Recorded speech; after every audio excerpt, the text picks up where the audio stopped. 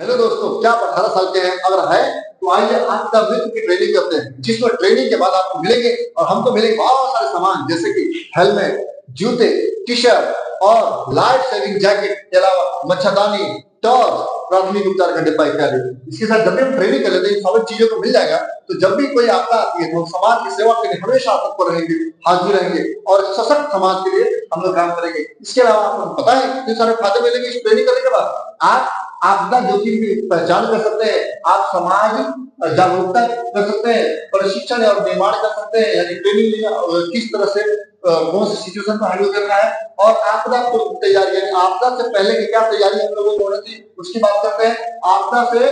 पहले तैयारी के अलावा चेतावनी प्राप्ति और संचार के बारे में बहुत सारी ट्रेनिंग प्राप्त करते हैं। आप जाने तत्काल प्रतिक्रिया, इसमें यानी किस तरह से हम लोग प्रतिक्रिया, यानी कोई भी आपदा आती है तो किस तरह से हम लोगों को सावधान से निपटना है वो सीखते हैं। खोज एवं बचाव कार्यक्रम, यानी जब भी कोई आपदा आ जाए, भूकंप आ जाए, आंधी आ जाए या फिर कोई बाढ़ आ जाए, कई बार क्या होता है बहुत सारे लोग खो जाते हैं, इधर हो जाते हैं, तो किस तरह से उनको ढूंढ निकालना है, कैसे पता लगाना है, कैसे काम करना है, उसके ट्रेनिंग दी जाती है। इसके अलावा बात करें प्राथमिक उपचार, कई बार क्या होता है कि जब भी आपदा हो जाती है तो इंसान की जान माल की हानि होती है, तो जब जान की हानि होती है कई बार तो मृत्यु हो जाती है और कई लोगों को टूट फूटना इस तरह से मामले आते हैं, तो उसको किस तरह से हम लोग प्राथमिक उपचार देंगे कि ऐसा उपचार जो कि प्रथम बार हॉस्पिटल ले जाने से पहले दिया जाता है, उसकी ट्रेनिंग जाती है कि हम इसकी ट्रेनिंग देते हैं।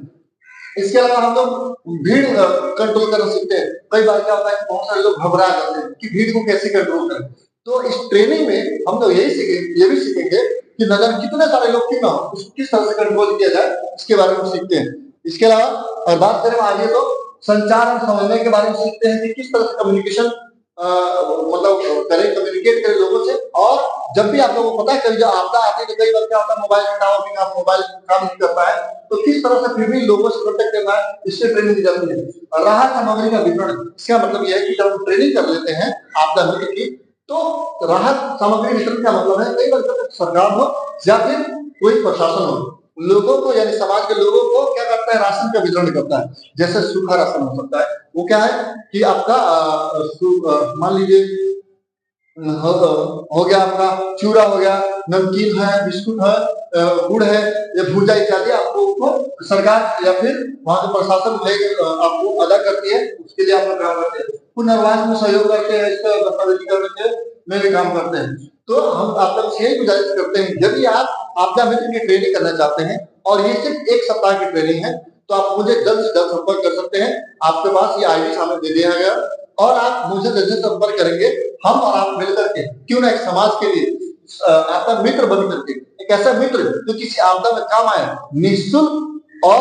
निस्वार्थ काम करे। आइए पढ़े और बढ़े, हम खेले और खिले हम।